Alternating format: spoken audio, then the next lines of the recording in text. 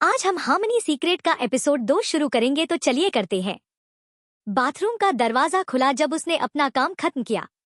ऊंची एड़ी के जूतों की आवाज मार्बल के शानदार फर्श पर गूंज रही थी।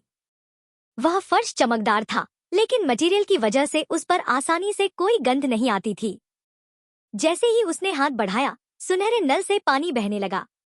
शीशे के साथ एक ऑटोमेटिक हैंडसोप डिस्पेंसर लगा हुआ था, जो स्क्वायर मार्बल के बेसिन के साथ अलाइन था ताकि आसानी से इस्तेमाल किया जा सके। हर शीशे के नीचे टिश्यू पेपर रखे हुए थे। मेविका ने अपने हाथ धोए और टिश्यू पेपर निकाला। हाथ पोंछने के बाद वह अपना चेहरा देखने लगी कि उसे कौन कौन से कॉस्मेटिक्स लगाने हैं। तभी उसे बाथरूम का दरवाजा खुलने और ऊंची एड़ी की चप्पलों की आवाज सुनाई दी। उसने शीशे में किसी को देखा, जिससे वह अपने बैग से लिपस्टिक निकालते हुए रुक गई। ओह, तुम? एवारिन ने मुस्कुराते हुए कहा। हम फिर मिल रहे हैं।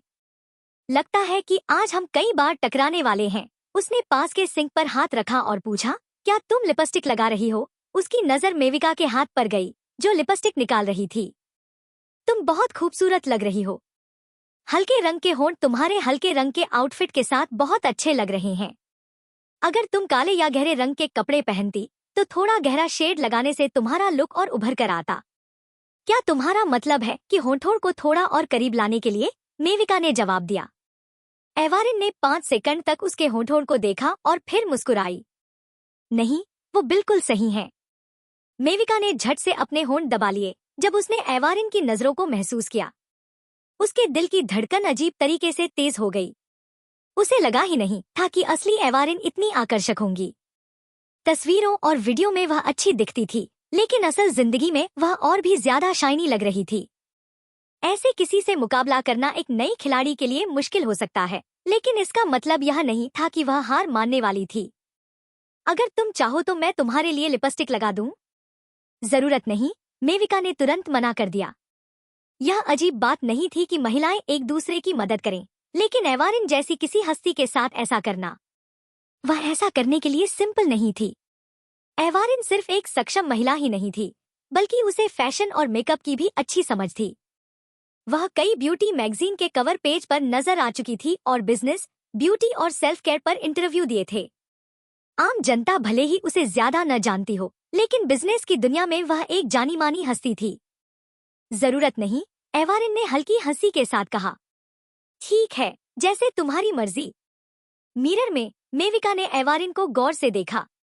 उनके हाव भाव बहुत ही डिसेंट और नोबल महिला की तरह थे, लेकिन उनमें एक फुर्ती भी थी जो उन्हें और आकर्षक बनाती थी।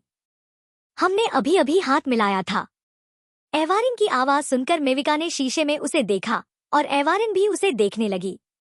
क्या तुम्हें लगता है कि हम अच्छे प्रतियोगी बन सकते हैं? मुझे पता है, मेविका ने स्वीकार किया। लेकिन इसका मतलब यह नहीं कि हम दुश्मन बन जाएंगे, सही?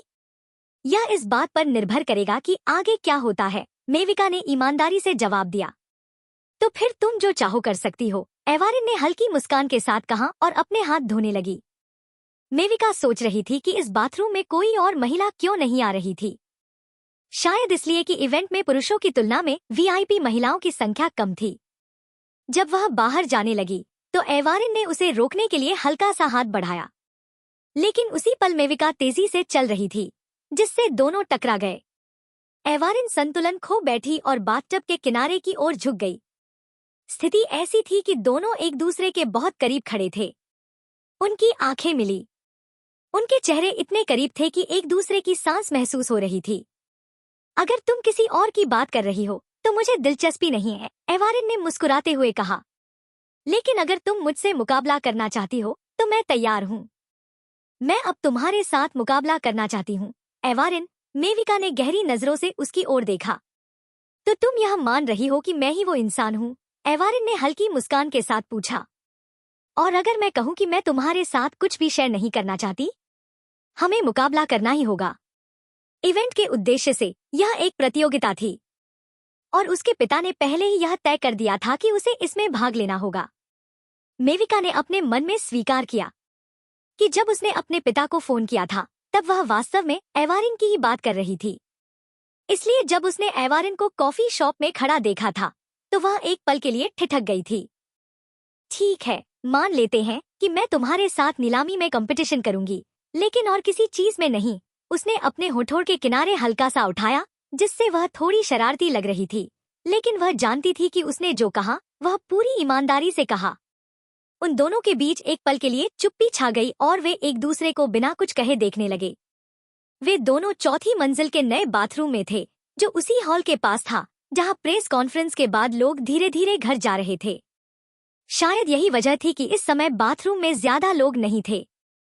दोनों पूरे समय पत्रकारों से घिरे रहे, जिनसे उन्हें इंटरव्यू देना पड़ा या ऐसे मेहमानों से बातचीत करनी पड़ी जिन्हें वे पहले से थोड़ा जानते थे या अभी जानने का मौका मिला था।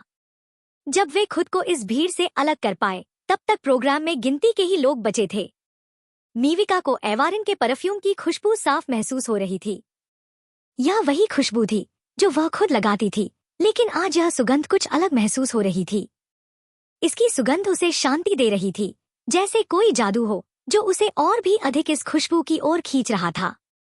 एवारिन अभी भी बाथटब के किनारे खड़ी थी, जैसे वह हिप्नोटाइज्ड हो गई हो। उसने अपनी नजरें मीविका की सुंदर आंखों से हटाकर उसके खूबसूरत चेहरे की ओर घुमा ली। उसकी आंखों पर लगा शिमरी आईशैडो उसे और भी ज्यादा आकर्षक बना रहा था। इस औरत में कुछ तो ऐसा था जो उसे अपनी ओर खींच रहा था। शायद यही कारण था कि वह उससे राइवलरी नहीं चाहती थी। लेकिन फिर भी अगर वे सच में राइवलरी बन गए तो यह मजेदार होगा। मीविका के नजरिए से एवारिन का चेहरा इतने करीब से देखने पर उसके दिल की धड़कन तेज हो रही थी, लेकिन उसने खुद को शांत बनाए रखा। एवारिन बहुत खूबसूरत थी। उसकी नाक नुकीली और सुंदर आकार में थी, जिसे देखकर मीविका तारीफ करने का मन कर रही थी। उसकी बड़ी बड़ी आंखें और आईब्रोज इतनी खूबसूरती से बनी थी जैसे किसी चित्रकार ने उसे बड़े प्यार से बनाया हो। उसका जॉ और चिन भी बेहतरीन शेप में थे और उसके होंठ हल्के गुलाबी थे, शायद उसके फॉर्मल सूट से मेल खाने के लिए। क्या हम अब जा सकते हैं? मीविका ने अचानक कहा। उसे एहसास हुआ कि वे काफी देर से ऐसे ही खड़े हैं। अब उन्हें अलग हो जाना चाहिए। वे बाथरूम में बहुत देर से थे और अगर उसके पिता ने काम से लौटकर उसे घर पर न पाया तो वह उसे ढूंढना शुरू कर देंगे। इससे पहले कि वह कुछ और कह पाती, बाथरूम के दरवाजे के पास किसी की आवाज आई। दोनों ने झटपट दूरी बना ली। एवारिन तुरंत शीशे की तरफ मुड़ गई, जबकि मीविका, जो पहले से ही अपना छोटा बैग पकड़े थी, जल्दी से बाहर निकल गई।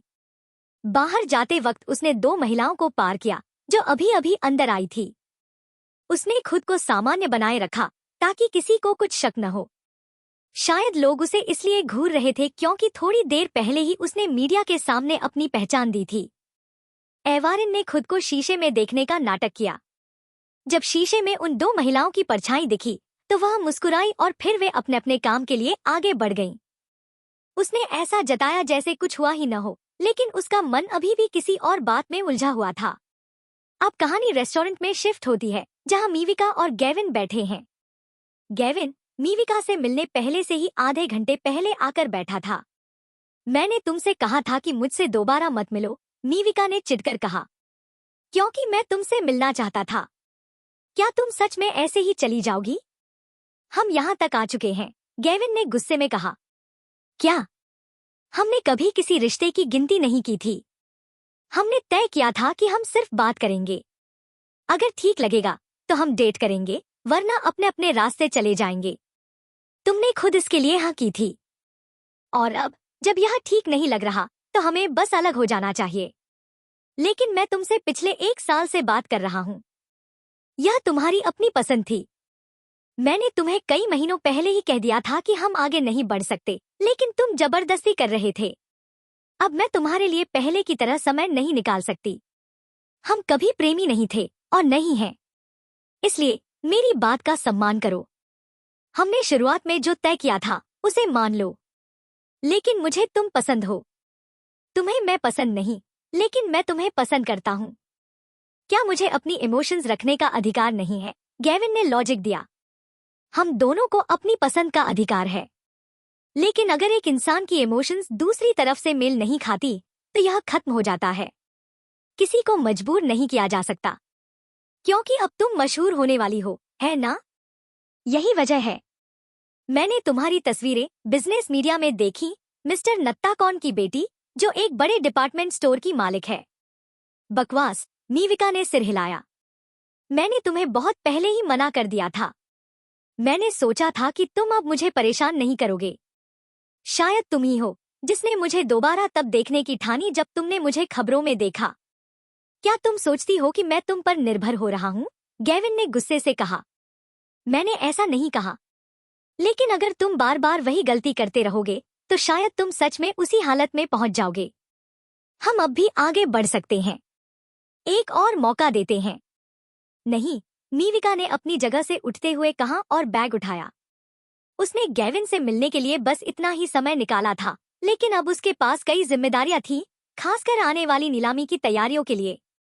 अगर तुम मुझे बार बार परेशान करोगे तो मैं इसे पीछा करने और धमकाने की कैटेगरी में रखूंगी। क्या? जेल भेजने की धमकी? गेविन चौंक गया। अपना समय मेहनत से पैसा कमाने में लगाओ। लड़कियों के पीछे भागकर इसे बर्बाद मत करो।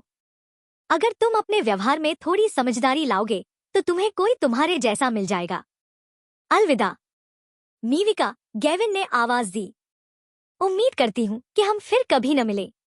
मुझे अपनी जिंदगी में अपनी जगह वापस चाहिए, क्योंकि अब मुझे भी कोई ऐसा इंसान खोजना है जो मेरे लिए सही हो। वह बिना रुके बाहर निकल गई। मीविका ने लंबी सांस ली। यह पहली बार नहीं था जब उसने राहत की सांस ली थी, लेकिन यह कभी भी सच में खत्म नहीं हुआ था। तो अब हम अगले एपिसोड में मिलते हैं। Bye bye.